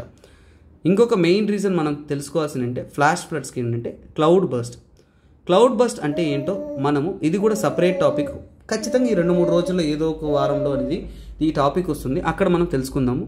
సింపుల్ టర్మ్స్లో చెప్తాను. క్లౌడ్ బస్ట్ అంటే ఏంటి, ఇది కూడా సడన్గా జరిగేది, సడన్గా అలాగే ఏంటంటే ఇంటెన్స్, అతిపెద్ద, ఓకేనా, చాలా పెద్ద వర్షం, సడన్ అండ్ ఇంటెన్స్ రెయిన్ఫాల్, కుండపోత వర్షం అంటారు. ఉన్నట్టుండి తక్కువ కాలంలోనే ఎక్కువ వర్షపాతం పడినప్పుడు అలాంటప్పుడు దీన్ని మనం ఏమంటామంటే సో కాల్డ్ క్లౌడ్ బస్ట్ అంటాం. ఇది కూడా ఏంటంటే ఫ్లాష్ ఫ్లడ్స్కి ఉంటున్న కారణాలు అన్నమాట. ఇవన్నీ ఉన్నా కానీ ఈ ఫ్లాష్ ఫ్లడ్స్ అతి పెద్దగా ఉండడానికి అంటే అతి దారుణంగా అవ్వడానికి కారణం ఏంటంటే ముఖ్యంగా మ్యాన్ మేడ్ స్ట్రక్చర్స్, మనిషి చేస్తున్న చాలా వరకు స్ట్రక్చర్స్ అంతా. ఫర్ ఎగ్జాంపుల్ అర్బనైజేషన్ అంటే సిటీలు డెవలప్ చేయడం వల్ల అంటే ప్రాపర్గా వాటర్ పెర్కులేషన్ చేయలేక, అంటే వాటర్ అనేది భూమిలోకి వెళ్ళలేక ఫ్లో ఆగిపోవడం వల్ల, అలాగే స్టీప్ టెరైన్స్ వల్ల కొన్ని వాలైన, ఓకేనా, ఫర్ ఎగ్జాంపుల్ అంటే ముఖ్యంగా మనం చూస్తున్నప్పుడు హిమాచల్ కానీ ఉత్తరాఖండ్ కానీ ఇలాంటి ప్రాంతాల్లో ఉంటున్న స్టీప్ అంటే వాలైన ప్రాంతంలో వస్తున్న నీటి యొక్క వేగం వల్ల, అలాంటి వల్ల ఏంటంటే ఇక్కడ ఏంటంటే ఫ్లాష్ ఫ్లడ్స్ అనేది వస్తుంది. సో ఇక్కడ కొన్ని రీజన్స్ చెప్పాను. This is what reasons for flash floods. నేను ఇప్పుడు చెబుతున్న కంటెంట్ అనేది డైరెక్ట్గా మీరు మెయిన్స్లో వాడేసుకోవచ్చు. అంటే మెయిన్స్ క్వశ్చన్ రాస్తున్న సమయంలో ఇదే క్వశ్చన్స్ మీరు ఇలాగే యూజ్ చేసుకోవచ్చు. This will help you lot. తర్వాత సో ఇక్కడ ఉంటున్న ఫ్లాష్ ఫ్లడ్స్ ఏదైతే ఉన్నారో దాని యొక్క క్యారెక్టరిస్టిక్స్, ఫ్లాష్ ఫ్లడ్ యొక్క క్యారెక్టరిస్టిక్స్. ఫ్లాష్ ఫ్లడ్స్ అనేది ఎలా ఉంటుంది, క్యారెక్టరిస్టిక్స్ అనొచ్చు, ఓకేనా, క్యారెక్టరిస్టిక్స్ అనొచ్చు, లేదంటే కూడా మనము ఫీచర్స్ అని కూడా అనొచ్చు. అందులో ఏంటంటే చూడండి, చాలా వరకు ఎక్స్ట్రీమ్ ఫోర్స్, ఫ్లాష్ ఫ్లడ్స్ అన్నప్పుడు మామూలుగా నిదానంగా నీటి మట్టం అనేది పెరగదు, చాలా వేగంగా ఎక్స్ట్రీమ్ ఫోర్స్తో వస్తుంది. అలాగే వేగం, వెలాసిటీ, అంటే దాంట్లో పవర్ ఎక్కువగా ఉంటుంది, వెలాసిటీ ఎక్కువగా ఉంటుంది. అలాగే అందులో ఏంటంటే వాటర్, చాలా ఫోర్స్ వాటర్తో పాటు డెబ్రీస్ అంటే చెత్త చెదారం, చెట్లు, ఆకులు, ఏవైతే పార్టికల్స్ ఉంటాయో అవి ఎక్కువగా ఉంటాయి. సెడిమెంట్స్ అంటే మట్టి, అంటే బురద నీరులాగా ఎక్కువగా అనేది ప్రవాహం అనేది మనం చూడొచ్చు. అలాగే చాలా వరకు వీటి యొక్క గుణాలు మనం తీసుకుంటున్నారు అంటే రివర్స్, నదులు ఏవైతే ఉన్నాయో అవి ఎక్కువగా ఓవర్ఫ్లో అనేది అవుతాయి, అంటే ఆ నదులు ఏవైతే ఉన్నాయో అవి పొంగి పొరలడం అంటారు. సో అలా పోవడం అనేది జరుగుతుంది. చాలా వరకు రివర్స్లో ఏంటంటే నేరో రివర్స్, అంటే వెడల్పైన నదుల కన్నా కానీ నేరోగా ఉండే నదులు కానీ, స్టీప్ అయిన నదులు అంటే చాలా వాలుగా ప్రవహిస్తున్న నదులు ఏవైతే ఉన్నాయో అక్కడ ఎక్కువ ఏంటంటే క్విక్లీ, చాలా వేగంగా ఫ్లో అయ్యే నదుల్లో ఏంటంటే ఇలాంటి ఫ్లాష్ ఫ్లడ్స్ అనేది కామన్గా అనేది మనం చూడొచ్చు. ఈ మధ్య కాలంలో మనం ఎక్కువగా చూస్తున్న ఫ్లాష్ ఫ్లడ్స్ కండిషన్స్ ఎక్కడ చూస్తున్నామంటే అర్బన్ ఏరియాస్. సో అంటే సిటీస్ అనేది ఎక్కువగా డెవలప్ అయిపోతూ ఉండడం కారణంగా చెన్నై కానీ, ఇలా ముంబై కానీ, హైదరాబాద్ కానీ, ఉత్తరాఖండ్లో కూడా కొన్ని సిటీస్ ఏవైతే ఉన్నాయో డెవలప్మెంట్ ఎక్కువ అవడం వల్ల ఏంటంటే ఇక్కడ water penetration, okay, water percolation తగ్గిపోతుంది. వాటర్ పెర్కులేషన్ అంటే నీరు అనేది ఏంటంటే భూమిలోకి వెళ్ళడం అనుకుని పెర్కులేషన్ అనేది చాలా చాలా తక్కువైపోవడం వల్ల, ఓకే, పెర్కులేషన్ అనేది ఎక్కువ కాకపోవడం వల్ల అలాంటప్పుడు ఏంటంటే ఈ యొక్క ఫ్లాష్ ఫ్లడ్స్ అనేది వస్తుంది. చాలామందికి ఏంటంటే ఒక డౌట్ వస్తుంది, సార్ ఫ్లడ్స్కి ఫ్లాష్ ఫ్లడ్స్కి డిఫరెన్స్ ఏంటి? మనందరికీ తెలిసిందంటే ఫ్లడ్స్ వరదలు అంటాము, మరి ఇంకోటి ఏంటంటే ఫ్లాష్ ఫ్లడ్స్ అంటాం. ఈ ఫ్లాష్ ఫ్లడ్స్కి డిఫరెన్స్ ఎక్కడ ఉంటుంది అని చెప్తున్నామంటే, సో ఈ ఫ్లాష్ ఫ్లడ్ యొక్క క్యారెక్టరిస్టిక్స్లోనే మీకు అర్థమవుతుంది. ఫ్లడ్స్ అనేది అంటే మెల్లగా మనకు వస్తుంది, మనందరికీ తెలిసిందే. కాకపోతే ఈ ఫ్లాష్ ఫ్లడ్స్ యొక్క క్యారెక్టరిస్టిక్స్ చదివారంటే అక్కడే మీకు డిఫరెన్స్ అనేది అర్థమైపోతుంది. సో వివరిస్తాను, మీరు అర్థం చేసుకోండి, that's better for your learning. So ఇక్కడ చూసుకున్నారు అంటే ఫ్లాష్ ఫ్లడ్స్ అనేది మనం చదువుతున్నప్పుడు ఏంటంటే, సో ఇది షార్ట్ స్పాన్, ఉన్నట్టుండి సడన్గా అనేది వచ్చేస్తుంది. కానీ ఇక్కడ మనం తీసుకుంటున్న ఈ యొక్క ఫ్లడ్స్ ఏవైతే ఉన్నాయో అది షార్ట్ స్పాన్ కాదు, ఇది షార్ట్ స్పాన్. హవర్స్లో, ఇంకా చెప్పాలంటే మినిట్స్లో అనేది నీరు పొంగి పొరలిపోతుంది. అలాంటప్పుడు ఏంటంటే మనం అంత ఈజీగా అనేది మనం చెక్ చేయలేం. సో వెయిట్, దీన్ని ఇంకొకలా నోట్స్ ఫ్రేమింగ్ చేస్తాను, that will be better for your learning. Wait చేయండి, I will frame in a better format. So ఇక్కడ రెండింటిని మనము కంపారిటివ్గా చెప్పడానికి ఏంటంటే I will frame a better way of understanding. So ఇక్కడ చూసుకున్నాము అంటే, so now it is better for your understanding. So ఇక్కడ మనం ఫ్లాష్ ఫ్లడ్స్ అంటే ఏంటి, సడన్ క్విక్ అన్నాం. మరి ఫ్లడ్స్ అంటే ఏంటి, గ్రాడ్యువల్ అంటే ఏంటి, మెల్లగా అనేది నీరు అనేది రైజ్ అవుతుంది. అలాగే ఏంటంటే ఇది స్లో రెయిన్ఫాల్, అంటే ఉన్నట్టుండి వర్షపాతం కాదు, ఇది మెల్లమెల్లగా అనేది అవుతుంది. అంటే ఇదేంటి ఆన్సెట్ ఎలా వస్తుంది అనేది. తర్వాత ఫ్లాష్ ఫ్లడ్స్ తీసుకున్నారు అంటే ఎక్కువసేపు ఉంటుందా అంటే నో, షార్ట్ లివ్డ్. అంటే ఫ్లాష్ ఫ్లడ్స్ వచ్చినప్పుడు ఏంటంటే వెంటనే అనేది నీరు తగ్గిపోతుంది అనమాట. ఒక్కసారి ఉప్పొంగిన నీరు అలా వచ్చి ఫోర్స్ఫుల్గా అటాక్ చేసి వెంటనే అనేది తగ్గిపోతుంది. కాకపోతే ఫ్లడ్స్ అనేది అలా కాదు. ఫ్లడ్స్ అనేది, వరదలు అనేది అంటే తక్కువ కాలం కాదు, కొద్దిగా ఎక్కువ కాలం పడుతుంది. అంటే కొన్నిసార్లు రోజులు పట్టచ్చు నీటి మట్టం తగ్గడానికి, వారాలు పట్టచ్చు, కొన్ని చోట్ల నెలలు కూడా పట్టచ్చు. That is what called as the floods. ఓకేనా? సో తర్వాత ఇంటెన్సిటీ, వేగం తీసుకున్నారు అంటే, దాని యొక్క ప్రభావం తీసుకున్నారు అంటే చూడండి, ఫ్లాష్ ఫ్లడ్స్ అనేది హై ఇంటెన్సిటీ అంటే దాని యొక్క ప్రభావం అనేది చాలా చాలా చాలా ఎక్కువగా అనేది ఉంటుంది. దాని యొక్క దాడి ఎక్కువగా ఉంటుంది, వాటర్ ఫోర్స్ ఎక్కువగా ఉంటుంది. సో అలాగే ఏంటంటే వాటి యొక్క డిస్ట్రక్షన్ అనేది తక్కువ కాలంలోనే ఎక్కువ డిస్ట్రక్షన్ జరుగుతుంది. మరి ఫ్లడ్స్లో ఉండదా అంటే ఇది కూడా డిస్ట్రక్టివే. ఒక విషయం గుర్తుపెట్టుకోండి, ఫ్లడ్స్ కూడా డిస్ట్రక్టివే. కాకపోతే ఫ్లడ్స్ వస్తున్నప్పుడు మనం ఎర్లీ వార్నింగ్ కొద్దిగా ఇచ్చి మనము త్వరగా తప్పించుకునే అవకాశాలు అనేది చాలా ఎక్కువగా ఉంటుంది. అంటే ఇక్కడ చూస్తున్నామంటే వార్నింగ్ టైం తీసుకున్నా అంటే వార్నింగ్ టైం అనేది ఇక్కడ వెరీ లెస్ అంటే చాలా చాలా లెస్, అంటే చాలా తక్కువ కాలం మాత్రమే వార్నింగ్ అనేది ఇస్తుంది. తర్వాత ఫ్లడ్స్ తీసుకున్నాము అంటే you can get a more time, అంటే మోర్ అడ్వాన్స్డ్ వార్నింగ్, అంటే ముందుగానే మనం ప్రాపర్గా స్టడీ చేసి అడ్వాన్స్డ్ వార్నింగ్ అనేది ఇచ్చుకునే అవకాశాలు ఉంటాయి. సో మనము మనల్ని కాపాడుకునే అవకాశాలు అనేది ఫ్లడ్స్లో ఉంటుంది, కానీ సో కాల్డ్ ఫ్లాష్ ఫ్లడ్స్లో కాదు. అలాగే తీసుకుంటున్నామంటే జనరల్గా ఫ్లడ్స్ అనేది ఏంటంటే మనకి లార్జ్ ఏరియాలో వస్తుంది. అంటే ఈ ఫ్లడ్స్ అనేది లార్జ్ ఏరియాలో, అంటే జాగ్రఫికల్ స్కోప్ తీసుకుంటే లార్జ్ ఏరియాలో, పెద్ద ఏరియాలో, అలా ఒక మేజర్ జోన్స్లో అలా వస్తుంది. కామన్గా ఏంటంటే ఇది కూడా ఏంటంటే నదీ ప్రాంతాల్లో, రివర్స్ కానీ, తర్వాత ఏంటంటే తీర ప్రాంతాల్లో, కోస్టల్ రీజియన్స్లో, అలాగే ఏంటంటే లో లయింగ్ ఏరియా అంటే లోతైన ప్రాంతాలు ఏవైతే ఉన్నాయో సో ఆ లోతట్టు ప్రాంతాల్లో ఎక్కువగా ఉంటుంది. బట్ ఫ్లాష్ ఫ్లడ్స్ అనేది అలా కాదు, లిమిటెడ్ ఏరియా మాత్రమే, ఎక్కువ ప్రాంతాల్లో కాకుండా ఇది ఏంటంటే ఎప్పుడూ కూడా మనకి లోకలైజ్డ్ అంటారు. లోకలైజ్డ్ అంటే ఒక లిమిటెడ్ ఏరియాలో మాత్రమే ఇది జరుగుతుందన్నమాట. That is what called as the flash floods. ఇదే ఈ రెండింటి మధ్య కంపారిటివ్ అనాలిసిస్. నేను చెప్పిన దాంట్లో ఈరోజు చూడండి ఈపీఎఫ్ఓ నోట్స్ కూడా this is more than enough students. తర్వాత ఈ యొక్క ఫ్లాష్ ఫ్లడ్స్ కూడా this is more than enough for understanding. So students, మీ అందరికీ కూడా ఒక ఇంపార్టెంట్ అనౌన్స్మెంట్ ఏంటంటే టార్గెట్ ప్రిలిమ్స్ 2024 మీరు ఎవరైతే యూపీఎస్సీ 2024 రాయనున్నారో వారి కోసం, ప్రిలిమ్స్ కోసం పర్సనలైజ్డ్ గైడెన్స్ కావాలనుకున్నప్పుడు డైరెక్ట్గా సురేష్ సార్ యొక్క గైడెన్స్తో మీరు యూపీఎస్సీ ప్రిలిమ్స్ ప్రిపేర్ అవ్వడానికి అనేది అవకాశం అనేది క్రియేట్ చేస్తున్నారు. అందులో మీకోసం ఫీజు అనేది 10,000 రూపీస్ అనేది ఛార్జ్ చేయడం అనేది జరుగుతుంది. లైఫ్ టైం వ్యాలిడిటీ కలిగిన కోర్స్. ఇతర ఇన్ఫర్మేషన్ కావాలంటే ఈ కాంటాక్ట్ నెంబర్ని మీరు కాంటాక్ట్ అవ్వచ్చు అన్నమాట. సో నెక్స్ట్ ఆర్టికల్ చూడండి. ఇది ఏంటంటే వాగ్నర్ మ్యూటినీ, రష్యాలో జరుగుతున్న వాగ్నర్ మ్యూటినీ గురించి, అండర్స్టాండింగ్ ద వాగ్నర్ మ్యూటినీ అనే ఆర్టికల్. ఇది ఆల్రెడీ నేను మీకు క్లియర్గా దీని గురించి డిస్కస్ చేశాను. ఈరోజు ఆర్టికల్లో ఏం డిస్కస్ చేద్దామంటే వారిచ్చిన సో కూడా ఈ యొక్క ఇమేజ్ అనేది అద్భుతంగా ఉంది, ఈ కంటెంట్ అనేది అద్భుతంగా ఉంది. సో వాటి గురించి మనం తెలుసుకుందాం. సో ఇక్కడ కంటెంట్లోకి వచ్చామంటే 2014లో ఏంటంటే యూజెనీ ప్రిగోజిన్ అనేవారు, సో ఇక్కడ ఉంటున్నారు కదా, సో లెఫ్ట్ సైడ్, సో ఇతను ఏంటంటే అతను ఏంటంటే ఆ యొక్క ప్రెసిడెంట్ వ్లాడిమిర్ పుటిన్ యొక్క అలైలాగా అంటే సపోర్టర్గా స్టార్ట్ అవుతూ వారు ఏంటంటే వాగ్నర్ గ్రూప్ అనే ఒక గ్రూప్ని ఫామ్ చేస్తూ వారి యొక్క ప్రొసీజర్ అంటే రష్యా తరపు నుంచి కూడా ఈ యొక్క అనెక్సేషన్ వారు కబ్జా చేయడం అనేది పక్క రాష్ట్రాల నుంచి పక్క దేశాలు చేయడం జరిగింది. అలాంటి వాగ్నర్ మెర్సనరీస్ తరపు నుంచి యుక్రెయిన్ మీద దాడి మార్చ్ 2022 అంతా స్టార్ట్ చేశారు. అలాగే ఏంటంటే ఈ వాగ్నర్ గ్రూప్ ఎవరైతే ఉన్నారో Russia's battle for town of Bakhmut, Ukraine Donetsk region. So ఇక్కడ చూడండి యుక్రెయిన్కి చెందిన, ఇక్కడ చూడండి బక్మూత్, నేను మ్యాప్ పక్కన ఉన్న ఆర్టికల్ రెండు మీకు చెప్తున్నాను, అందుకే ఇది ఇంపార్టెంట్ మీకు. సో ఇక్కడ చూడండి బక్మూత్. ఫస్ట్ చూడండి 2014లో క్రిమియా మీద దాడి చేశారు. క్రిమియా ఎక్కడ ఉంది? బ్లాక్ సీలో ఎక్కడ ఉన్నది? క్రిమియా అన్నమాట. సో ఈ ప్రాంతంలో ఉన్నది క్రిమియా. So clear. తర్వాత నవంబర్ అంటే 2022 నవంబర్ కాలంలో బక్మూత్, డాన్స్టెక్ అవి రెండు కూడా యుక్రెయిన్ యొక్క ప్రముఖమైన సిటీస్, వాటి మీద దాడులు అనేది చేశారు.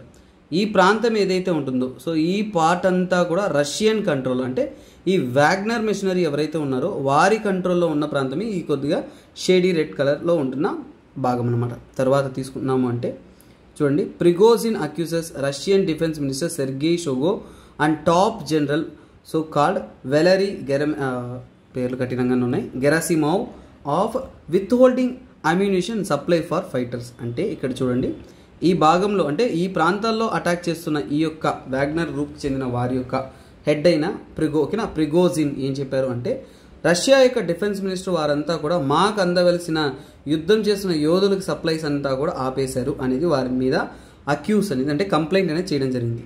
మళ్ళీ ఇక్కడ తీసుకున్నా అంటే మేలో ఈ వాగ్నర్ గ్రూప్ వారు ఏంటంటే బక్మూత్ని చేజెక్కించుకున్నారు. బక్మూత్ అంటే ఈ సిటీ, ఏది ఈ యొక్క యుక్రెయిన్ యొక్క సిటీ. తర్వాత తీసుకున్నాము అంటే జూన్లో ప్రిగోలిన్ అనేవారు captured Shoigu and Gerasimov misled Putin into invading Ukraine. So ఇక్కడ ఏంటంటే వారు యుక్రెయిన్ మీద దాడులు చేస్తూ మిగతా ప్రాంతాలను కూడా ఏంటంటే చేజిక్కించుకోవడం అనేది జరుగుతుంది. తర్వాత June 10th ఏం జరిగింది అంటే ఇక్కడ ఏంటంటే ప్లేస్ ఇన్ ట్రూప్స్. సో చూడండి Shoigu gives Prigozhin 21 days to place his troops under the defense ministry command. Prigozhin refuses and demands Shoigu dismissal. ఏం లేదు నాన్న. సో క్లియర్గా చూడండి షోయిగు అనే అతను ఏంటంటే డిఫెన్స్ మినిస్టర్ అనమాట. ఆ డిఫెన్స్ మినిస్ట్రీ ఏంటంటే ఈ ప్రిగోజిన్ని వెగ్నర్ గ్రూప్ని మా ఆర్మీతో మీరు కలిసిపోవాలి అని చెప్తారు. లేదు నేను కలవను అనేది ఆ డిమాండ్స్ని ఇతను యాక్సెప్ట్ చేయరు. ఇక్కడ ఏంటంటే ఇద్దరి మధ్య పోరాటం, ఒకవైపు పుటిన్ అండర్లో ఉంటున్న డిఫెన్స్ మినిస్టర్కి, ఒకవైపు ఏంటంటే ఇక్కడ ఉంటున్న వెగ్నర్ గ్రూప్ యొక్క హెడ్కి, వీళ్ళిద్దరి మధ్య ఏంటంటే మనస్పర్ధాలు అంటే ఒక యాక్సెప్టెన్స్ లేకుండా ఒక గొడవ అనేది జరుగుతూ ఉంటుంది. అలా జరుగుతూ జూన్ 23 కంటే ప్రిగోలిన్ అనేవారు ఏంటంటే షోయిగు అంటే రష్యా యొక్క డిఫెన్స్ మినిస్టర్ని ఏంటంటే మా పైన మిసైల్ అటాక్ చేశారు, మా యొక్క వాగ్నర్ గ్రూప్కి చెందిన పర్సనల్స్ అంతా కూడా మేము కోల్పోయాము అని కంప్లైంట్ చేశారు. కంప్లైంట్ చేసిన తర్వాత జూన్ 24 7:30కి అంతా కూడా ఈ వాగ్నర్కి చెందిన ఫోర్సెస్ అంతా కూడా రీజనల్ మిలిటరీ హెడ్ క్వార్టర్స్ అయిన రోస్టోవ్ ఆన్ డన్, సో ఇక్కడ చూడండి రోస్టోవ్ ఆన్ డన్ ఈ ప్రాంతం, ఇది వచ్చేసి one of the largest populated Russia యొక్క సిటీ అన్నమాట. దాన్ని వారి కంట్రోల్లోకి అనేది చేజిక్కించుకున్నారు. తర్వాత ఏంటంటే వీరు అక్కడి నుంచి ఏంటంటే ఆ యొక్క మాస్కో పైన, మాస్కో అంటే ఏంటి ఇక్కడ ఉంది రష్యా యొక్క క్యాపిటల్, వాటిపైన దాడి చేస్తాము, మేము చేజిక్కించుకుంటాము అని చెప్తారు. సో ఈ ప్రిగోజిన్ నుంచి కూడా ఒక కాన్వాయ్ అనేది ఇలా వెళుతూ ఇక్కడ క్రాస్నోవ్ అనే ప్రాంతంలో అడ్డుకోవడం అనేది జరిగింది. ఓకేనా. సో ఇలాగా మొత్తానికి ఏంటంటే రష్యాలో బ్లడ్ షెడ్ లేకుండా, సివిల్ వార్ జరగకుండా ఏంటంటే ఇక్కడ డిస్కషన్ చేసి వాళ్ళు కంక్లూడ్ అనేది చేసుకున్నారు. ఇది సారాంశం అంతే. సో ఇక్కడ మనము చదువుతున్నప్పుడు ఎగ్జామ్ పాయింట్ ఆఫ్ వ్యూలో క్రూషియల్ ఎలిమెంట్ ఏంటంటే ఎప్పుడూ కూడా మ్యాప్స్ అనేది మనం సపరేట్గా మళ్ళీ చదవలేము, ఇలా వస్తున్న మ్యాప్స్ మాత్రం మిస్ కాకూడదు. అందులో చూడండి రష్యన్ కంట్రోల్లో యుక్రెయిన్ యొక్క ఏ భాగము, ఈస్టర్న్ భాగము, క్రిమియా ఈ భాగం ఉంది. అందులో కాన్ఫ్లిక్ట్లో ఉంటున్న ఇంపార్టెంట్ సిటీస్ ఏంటి, ఈవెన్ యూ క్యాన్ సీ నాన్న 2023 ఇప్పుడు జరిగిన ఎగ్జామ్లో కూడా మీకు యుక్రెయిన్ నుంచి కూడా ఒక మ్యాప్ అనేది రావడం జరిగింది. చాలా క్రూషియల్. నేనే హిందూ అనాలిసిస్లో మీకు పర్టికులర్గా చెప్పాను, ఈవెన్ ఎగ్జామ్ డే జరగడానికి 3 days ముందే నేను చెప్పాను యుక్రెయిన్ యొక్క చుట్టుపక్కల ఉన్న కంట్రీస్ చూసుకోండి, అది యూపీఎస్సీలో వస్తుందని. ఎగ్జాక్ట్లీ అది రిపీట్ అయింది. సో ఆ విధంగానే ఇక్కడ చూడండి రష్యా కంట్రోల్లో ఉంటున్న ప్రాంతం ఇది, బక్మూత్, డాన్టెస్క్, అలాగే రోస్టోవ్ ఆన్ డన్. నిన్నటిదాకా ఈ ఒక సిటీ ఉందని కూడా మనకు తెలియదు, కానీ ఈరోజు న్యూస్లో 2-3 రోజులు వచ్చింది కాబట్టి you need to know the map of that city. అక్కడి నుంచి కూడా మాస్కోకి కనెక్టివిటీ. ఓకేనా. సో ఇక్కడ ఏంటంటే క్రాస్నోవ్ అనే ప్రాంతంలో వీరు అడ్డుకోవడం జరిగింది. యుక్రెయిన్ యొక్క క్యాపిటల్ కీవ్. సో ఇది అక్కడ ఉంటున్న వాస్తవాలు, విషయాలు. మనకి ఇంకా స్టోరీ అవసరం లేదు, నిన్న ఆల్రెడీ మనం చదివాము. This is more than enough అన్నమాట. సో నెక్స్ట్ కరెంట్ అఫైర్స్లో క్రూషియల్ థింగ్ ఏంటంటే world at a critical point in inflation fight, BIS bank of international settlements has called for more interest rate increase, warning world economy was now at a crucial point of countries. యాక్చువల్గా ఏంటిది, first of all మనం తెలుసుకోవాల్సింది ఏంటంటే ఈ BIS అంటే ఏంటో తెలుసుకోవాలి. అంటే ఏంటి, bank of international settlements. First మనకు తెలియాల్సిన కాన్సెప్ట్ ఏంటంటే బ్యాంక్ ఆఫ్ ఇంటర్నేషనల్ సెటిల్మెంట్స్ అంటే ఏంటి. BIS అని మనం షార్ట్ ఫామ్లో రాస్తున్నాం. BIS అంటే బ్యూరో ఆఫ్ ఇండియన్ స్టాండర్డ్స్ ఉండదు, అది వేరే, ఇది వేరే, కన్ఫ్యూజ్ చేసుకోకూడదు, చాలా జాగ్రత్తగా రాసుకోండి, it's very important. Bank of international settlements అనేది ప్రారంభమైంది ఎప్పుడంటే 1930లో స్టార్ట్ అయింది. ఎప్పుడు స్టార్ట్ అయింది, 1930లో స్టార్ట్ అయింది. సుమారుగా ఏంటంటే BIS అనేది ఒక 60 సెంట్రల్ బ్యాంక్స్, 60 సెంట్రల్ బ్యాంక్స్ కలగలిసి 60 సెంట్రల్ బ్యాంక్స్ కలగలిసి ఫామ్ చేసిన ఒక బ్యాంక్. అలాగే ఇది one of the largest representative అని చెప్పచ్చు. అంటే ప్రపంచంలో ఉంటున్న చాలా దేశాలంతా కలగలిసి ఫామ్ అయింది. సుమారుగా ఈ యొక్క BISలో ఏంటంటే 95% ఆఫ్ వరల్డ్ GDP, ప్రపంచవ్యాప్తంగా ఉంటున్న గ్లోబల్ డొమెస్టిక్ ప్రోడక్ట్ ఏదైతుందో ఆదాయంలో, GDPలో 95% ఈ బ్యాంక్లో అనేది కలిగి ఉంటుందనేది మనం చెప్పొచ్చు అనమాట. దీని యొక్క హెడ్ క్వార్టర్స్ ఎక్కడుంది అని చూస్తున్నాము అంటే బేసల్, ఏ ప్రాంతం అది, బేసల్ స్విట్జర్లాండ్లో అనేది ఉంటుంది. అలాగే ఈ యొక్క బ్యాంక్ని ప్రముఖంగా ఏమని పిలుస్తాము అంటే సెంట్రల్ బ్యాంక్. ఏమంటాం మనం, central bank for central banks. చాలా జాగ్రత్తగా వినండి, central bank for central banks అని మనం నార్మల్గా అనేది పిలిచేదే ఈ యొక్క బ్యాంక్ యొక్క పేరు అన్నమాట. ఎందుకంటే ఈ బ్యాంక్ అనేది, బ్యాంకింగ్ సర్వీసెస్ అనేది ప్రపంచంలో అతిపెద్ద బ్యాంకులైన ఫెడరల్ రిజర్వ్, FR అంటే federal reserve, I will write in a full form so that you will understand. Fed reserve అంటాను, ఓకేనా, ఫెడరల్ రిజర్వ్ అనేది. సో ఇది, సో వీటికి అలాగే అంటే యూరోపియన్ సెంట్రల్ బ్యాంక్ కూడా వీరు బ్యాంకింగ్ సర్వీసెస్ అనేది అందిస్తారనమాట. అందుకని ఏంటంటే సో దీన్ని central bank of central banks అని అంటాము. చాలా లార్జెస్ట్ బాడీ ఆఫ్ బ్యాంక్ అని కూడా చెప్పచ్చు. చాలా వరకు సెంట్రల్ బ్యాంక్స్ అంతా కూడా వీరితో ఏంటంటే మానిటరీ అండ్ ఫైనాన్షియల్ స్టెబిలిటీ అంతా కూడా వీరి యొక్క ఆర్డర్స్, వాళ్ళ యొక్క సజెషన్స్ అన్నీ కూడా తీసుకుంటూ కొనసాగుతూనే ఉంటారు. వీరి తరపు నుంచి కూడా ఏంటంటే ముఖ్యమైన విషయం ఏంటంటే ఈ యొక్క BIS వలనే చాలా వరకు బేసల్ కమిటీ ఒకటి ఫామ్ అయింది. ఏమిటనేది, Basel committee on banking supervision. Banking సెక్టార్లో జరుగుతున్న ప్రతి ఒక్క విషయాన్ని వారు ప్రపంచవ్యాప్తంగా కూడా సూపర్వైజ్ చేస్తూ ఎలా మనం బెటర్గా మేనేజ్ చేస్తాం అనేది వాళ్ళు ఓవర్వ్యూ అనేది చేస్తుంటారు, సూపర్విజన్లో అనేది ఉంటారు. That is what banking committee of basal committee of banking supervision BCBS. So వీరి ద్వారా తీసుకున్న ఒక ముఖ్యమైన విషయం ఏంటంటే బేసల్ అకార్డ్స్. సో BCBS వలనే బేసల్ అకార్డ్స్ అంటే కొన్ని రికమెండేషన్స్ అనేవి వారు చెప్తారు. బ్యాంకింగ్ సెక్టార్లో ఎలాంటి రికమెండేషన్స్, రెగ్యులేషన్స్, ఈ గవర్నమెంట్స్ అనేది ఎలాంటి పద్ధతులు ఫాలో అవ్వాలి అని చెప్తారు. ఇప్పుడు ఇది ఒక background study. BIS bank of international settlement అంటే ఏంటో మీకు తెలియడానికి అనేది ఇది ఉపయోగపడుతుంది అన్నమాట. తర్వాత మనం ఫర్దర్గా ఇప్పుడు ఏంటంటే ప్రజెంట్ ఇష్యూలోకి వస్తున్నాను నేను. ప్రజెంట్ ఇష్యూలో ఏంటంటే ప్రజెంట్ ఉంటున్న సమస్య, ఈ యొక్క BIS తరపు నుంచి ఏం చెబుతున్నారు, ఏంటి వాళ్ళు చెబుతున్న సజెషన్స్ అనేది చూద్దాం. ఫస్ట్ ఆఫ్ ఆల్ అంటే BIS నుంచి కూడా ఒక రిపోర్ట్ అనేది రావడం జరిగింది. ఏమైందండి? సో రిపోర్ట్ అనేది వచ్చింది. ఈ రిపోర్ట్ వచ్చిన తర్వాత ఆ రిపోర్ట్లో వాళ్ళు చెబుతున్న విషయం ఏంటి? వారు చెబుతున్న విషయం ఏంటంటే ప్రపంచవ్యాప్తంగా కూడా అంటే ఏంటి, గ్లోబల్ ఎకనామీ, ఒక దేశం ఈ దేశం కాదు, గ్లోబల్ ఎకనామీ, ప్రపంచవ్యాప్తంగా ఉంటున్న ఎకనామీ అనేది హై ఇన్ఫ్లేషన్ లెవెల్ని తాకింది. అంటే చాలా వరకు డెవలప్డ్ కంట్రీస్ కూడా ఇప్పుడు దీనికి బలైపోతాయి అనేది వాళ్ళు వార్నింగ్ ఇస్తున్నారు. ఇన్ఫ్లేషన్ అంటే ఏంటంటే simple, rice in price level, అంటే పెరుగుతున్న రేట్లు, అవునా కదా?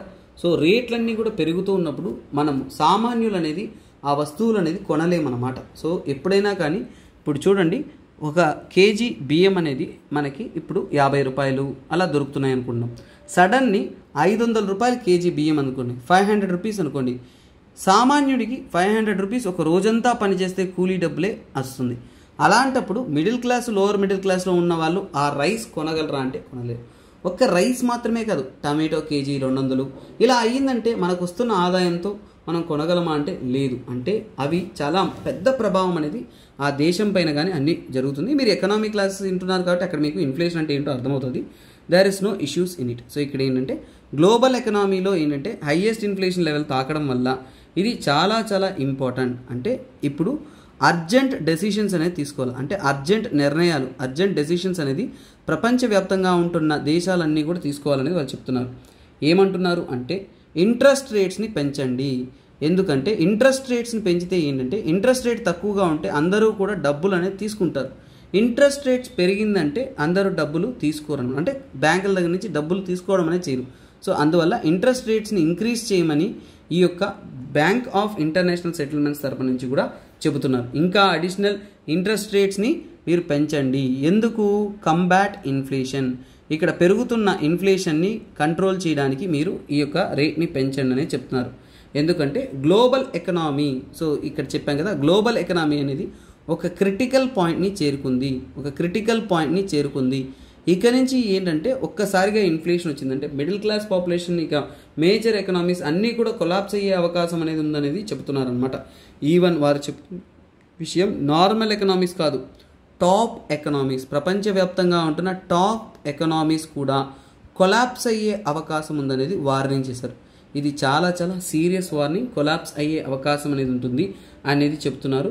తర్వాత ఏం చెప్తున్నారు అంటే ఒక్కసారిగా మీకు టాప్ ఎకనామిక్స్ కానీ కొలాప్స్ అయ్యింది అంటే అది సీరియస్ ప్రాబ్లం అని చెప్తున్నారు. ఈ ఇన్ఫ్లేషనరీ ప్రెషర్ అంటే ఇన్ఫ్లేషనరీ వల్ల వస్తున్న ప్రాబ్లమ్స్ వల్ల, ఈ ఇన్ఫ్లేషనరీ ప్రెషర్తో ఏమవుతుందంటే ముందుగా ఏంటంటే బ్యాంకింగ్ సెక్టార్ కొలాప్స్ అయిపోతుందని చెప్తున్నారు. బ్యాంకింగ్ సెక్టార్ కొలాప్స్ అయితే ఆ ప్రభావం మామూలుగా ఉండదు. అదే వారు చెబుతున్న ఒక ముఖ్యమైన విషయం. బ్యాంకింగ్ సెక్టార్ కొలాప్స్ అయిపోతుంది. తర్వాత ఏంటంటే ఫైనాన్షియల్ క్రైసిస్, ఆర్థిక సమస్యలు అనేది పెరిగిపోయే అవకాశం అనేది, క్రైసిస్ వచ్చే అవకాశం చాలా ఎక్కువగా ఉంది అని చెప్తున్నారు.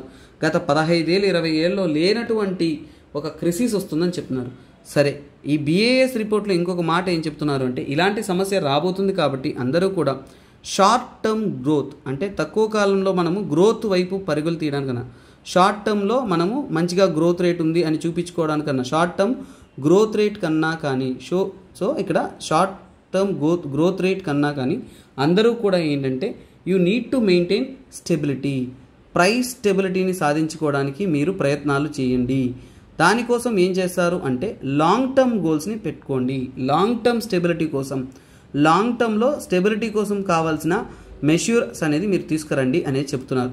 ఇలాంటి ఒక ఇన్ఫ్లేషన్స్, ఇలాంటి సిచ్యువేషన్స్ని మనం హ్యాండిల్ చేయడానికి మన దగ్గర ఉంటున్న మానిటరీ పాలసీలో టైటనింగ్ మానిటరీ పాలసీ అనేది తీసుకురమ్మని చెప్తున్నారు. టైటనింగ్ ఆఫ్ మానిటరీ పాలసీ అనేది చేయమని చెప్తున్నారు. ఇవన్నీ కూడా ఈ యొక్క BIS తరపు నుంచి కూడా ఇచ్చిన రికమెండేషన్స్ అన్నమాట. సో ఇప్పుడు మీకు BIS ఇచ్చిన రిపోర్ట్ ఏంటి, వారి తరపు నుంచి రికమెండేషన్ ఏంటి అనేది మనం నేర్చుకున్నాం. సో ఇక్కడ క్లియర్గా చూసారు అంటే BIS అనేది బ్యాక్గ్రౌండ్ చెప్పాను, తర్వాత ఏంటంటే ప్రెసెంట్ ఇష్యూ అనేది మీకు చెప్పడం అనేది జరిగింది. This is what overall about the issue. ఇలా కానీ మనం చేయకపోతే బ్యాంకింగ్ సెక్టార్ కుప్పకూలిపోతుంది, మెటీరియలిస్టిక్ రిస్క్ ఎక్కువగా ఉంటుంది, జాబ్ లాస్ ఊహించినటువంటి విధంగా ఉంటుంది, ప్రపంచవ్యాప్తంగా కూడా ఫైనాన్షియల్ క్రైసిస్ ఎప్పుడు ఎక్కడ మనం చూడనటువంటి విధంగా దారుణంగా మారిపోయే అవకాశం ఉంటుందనేది క్లియర్గా అనేది వారు చెప్పారనమాట. This is what crucial about this article. తర్వాత మనం చూస్తున్నాము అంటే ఇక్కడ చూడండి, మీకోసం ఒక అద్భుతమైన అనౌన్స్మెంట్ ఉంది. ఆప్షనల్ ఇన్ఫినిటీ అనేది మీకోసం మనం అందిస్తూ ఉన్నాము. సో న్యూ బ్యాచెస్ అనేది ఆప్షనల్ ఇన్ఫినిటీ రూపంలో మీకు అందిస్తున్నాము. వాటికైనా ఫీజ్ అనేది మీకు రికార్డెడ్ పద్ధతిలో 20,000 రూపీస్ అనేది ఛార్జ్ చేయడం అనేది జరిగింది. లైవ్ అండ్ రికార్డెడ్ పద్ధతిలో 25,000 రూపీస్ అనేది ఛార్జ్ చేయడం అనేది జరుగుతుంది. ఈ యొక్క ఫీ స్ట్రక్చర్ అనేది 30 జూన్ వరకు అందుబాటులో ఉంటుంది. PSIR, pubad, sociology, anthropology and Telugu literature లాంటి అద్భుతమైన ఆప్షనల్స్ అనేది మన LTX క్లాసెస్ తరపు నుంచి మీకు అవైలబుల్లో అనేది ఉన్నాయన్నమాట. సో నెక్స్ట్ ఆర్టికల్ ఏంటంటే ఇక్కడ చూడండి, సిన్స్ ఏప్రిల్ 149 చార్ధమ్ యాత్రీస్ డైడ్. చార్ధమ్ యాత్రకు వెళుతున్న సుమారుగా 149 మంది రీసెంట్ టైంలో చనిపోయారు అనేది ఇక్కడ డీటెయిల్స్ అనేది ఇచ్చారు. సో ఇక్కడ ఏంటంటే this report is readable article. తర్వాత అంటే మ్యాప్ రిలేటెడ్ ఆర్టికల్. అంటే చార్ధమ్ అంటే ఏంటి, బద్రీనాథ్, కేదార్నాథ్, గంగోత్రి, యమునోత్రి టెంపుల్స్ని మనం ఏమంటామంటే Chardham. I will show that image ఓరియంటెడ్గా, బట్ ఇక్కడ ఆర్టికల్ తెలుసుకున్నాం. 149 పిల్గ్రిమ్స్ అనేవారు సుమారుగా 65 డేస్లోనే చనిపోయారని చెప్తున్నారు ఆ యొక్క ట్రావెల్లో. దీనికి సంబంధితమైన రిపోర్ట్ అనేది స్టేట్ డిజాస్టర్ మేనేజ్మెంట్ అథారిటీ తరపు నుంచి తెలపడం జరిగింది. అలాగే బద్రీనాథ్ని, కేదార్నాథ్ని, గంగోత్రిని, యమునోత్రి టెంపుల్స్ ఏదైతే చార్ధమ్ అంటామో వాటిని సుమారుగా 31.78 lakh పీపుల్స్ అనేది ప్రస్తుతానికి విజిట్ చేసినట్టు చెబుతున్నారన్నమాట. అందులో ఏంటంటే 72 పీపుల్స్ అనేవారు కేదార్నాథ్ వెళ్తున్న దారిలో చనిపోయారనేసి, అలాగే యమునోత్రి దగ్గర 28, బద్రీనాథ్ దగ్గర 8. సో ఈ డెత్ రిపోర్ట్స్ మనకు అవసరం లేదు.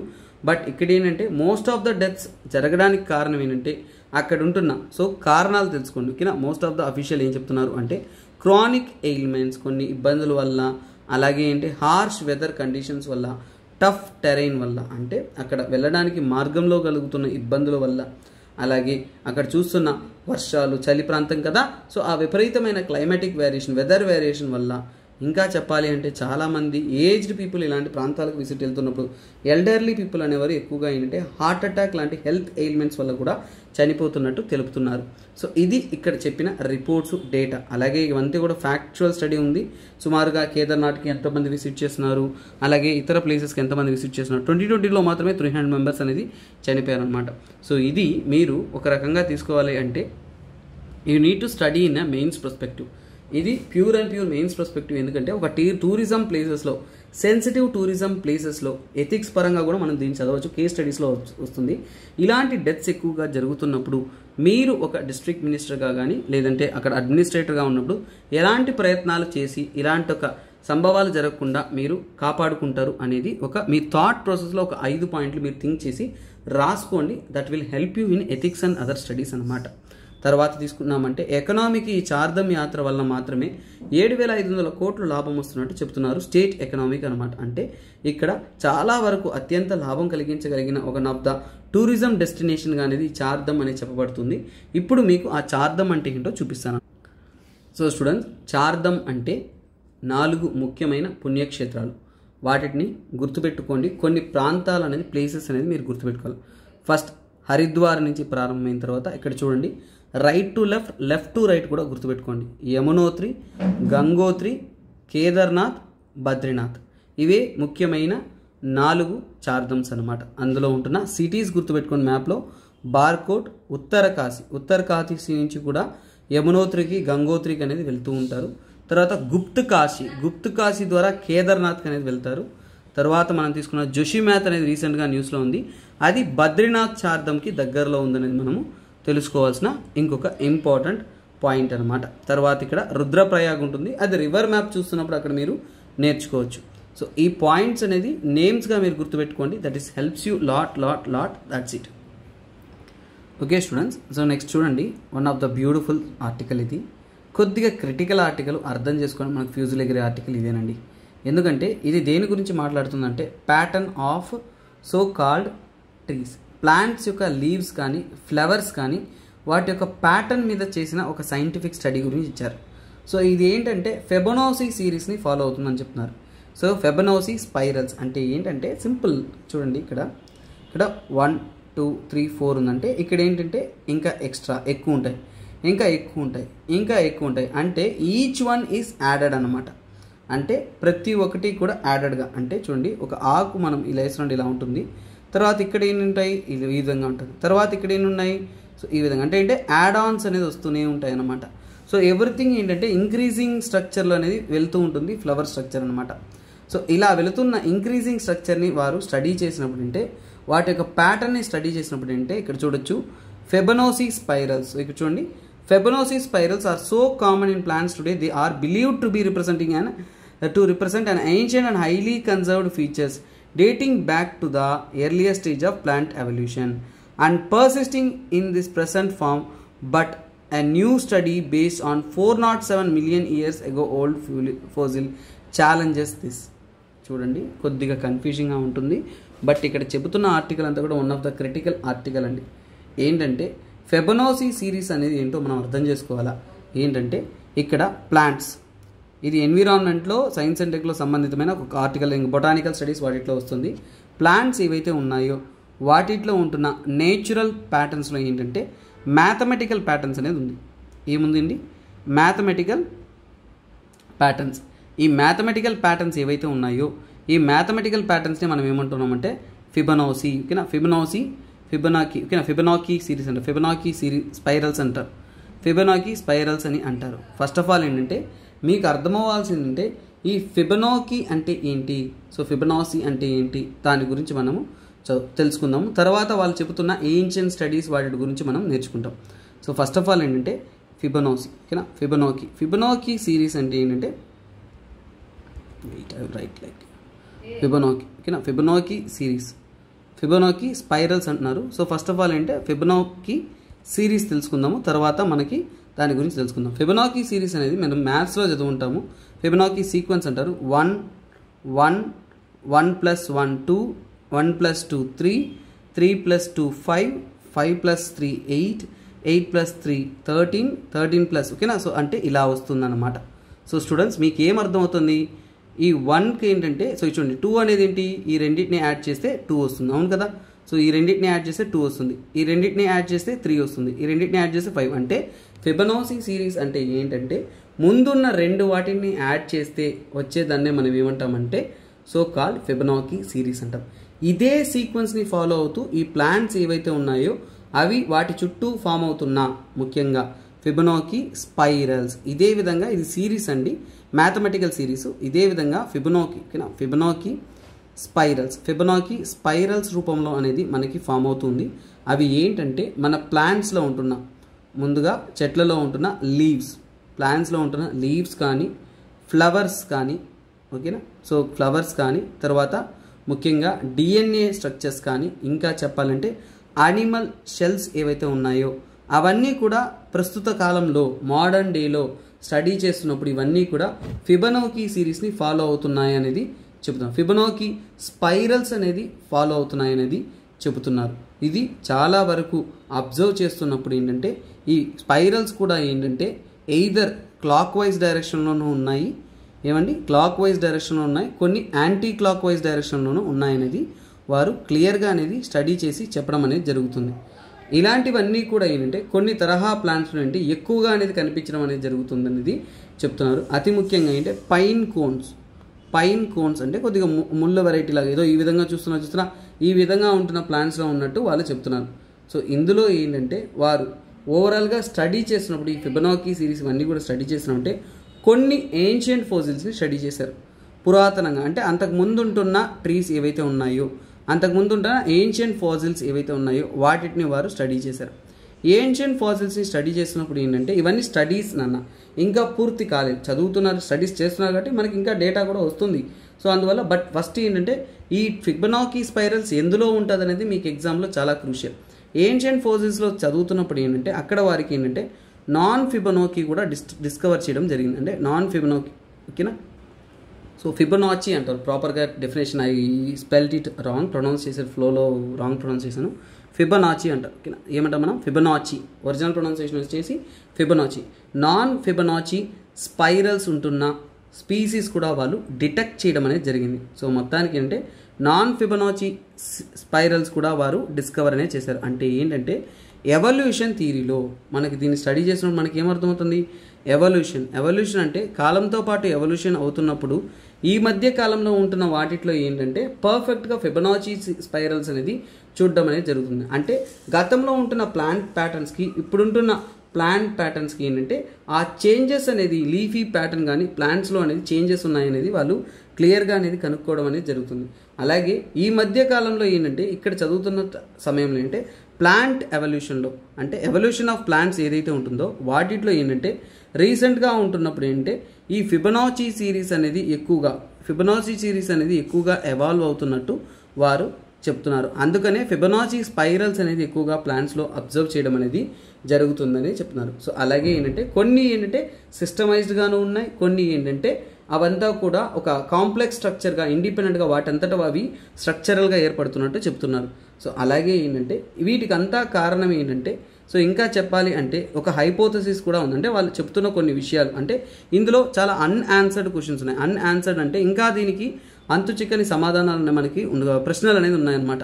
అంటే ఇంకా దానికి సమాధానం అనేది దొరకలేదు. కొంతమంది ఏం చెప్తున్నారు అంటే ఈ ఫిబొనాచి స్పైరల్స్ వల్ల ఏంటంటే పర్ఫెక్ట్ ఫిబొనాచి స్పైరల్స్ ఉండడం వల్ల బెనిఫిట్స్ విషయానికి వచ్చామంటే ఏమక్కడ బెనిఫిట్స్ అని తీసుకుంటున్నారు అంటే అందులో ఏంటంటే లైట్ ఎక్స్పోజర్, అంటే లీవ్స్ యొక్క లైట్ ఎక్స్పోజర్ ఎక్కువగా ఉంటుంది, లైట్కి పర్ఫెక్ట్గా అనేది ఫేస్ చేస్తుందని చెప్తున్నారు. ఇంకా చెప్పాలి అంటే సీడ్ ప్యాకింగ్, అంటే ఆ యొక్క విత్తనాలు అనేది పర్ఫెక్ట్గా అనేది ప్రొడ్యూస్ చేయడానికి అనేది హెల్ప్ అవుతుంది అనేది చెప్తున్నారు. సో అందువల్ల ఏంటంటే ఇంకా వీటి స్టడీస్లో తెలియని విషయాలు ఎన్నో ఉంటున్నాయి అనేది చెప్తున్నారు. బట్ థింగ్ ఈజ్ దట్ ఏంటంటే ఫిబొనాచి సిరీస్ అనేది మనకి లివింగ్ ఆర్గానిజమ్స్లో, ముఖ్యంగా ప్లాంట్స్ అనిమల్స్లో కూడా, అనిమల్స్ షెల్స్లో కూడా ఉన్నట్టు చెప్తున్నారు. This is what article speaks about in a simple terms అన్నమాట. ఓకే స్టూడెంట్స్, అందరికీ ఒక important announcement. UPSC prelims infinity అనేది మనం అందిస్తూ ఉన్నాము. ప్రిలిమ్స్ కోసం స్పెషలైజ్డ్ కోర్స్ 30,000 రూపీస్కి మీకు అందుబాటులో ఉన్నాయి. ఎవరైతే కావాలనుకున్నారో వారు ప్రిపేర్ అవ్వచ్చు అనమాట. సో అలాగే ఈ రోజు యొక్క ఎంసీక్యూతో ఈ వీడియో అనేది ఎండ్ చేద్దాము. National human rights commission NHRC గురించి సో ఇక్కడ ఇస్తున్న ఆర్టికల్ ఇది. It is a statutory body, it is a quasi judicial body, it is a constitutional body. Which of the following are correct? ఇందులో ఏవి correct? 1 only, 2 only, all the 3. ఇందులో ఏది కరెక్టో మీరు ఆన్సర్ చేయగలరు. Kindly comment your answers in the comment section. Bye bye, take care, have a nice day. This is me SPR signing off. We will be joining you in a next beautiful session anamata.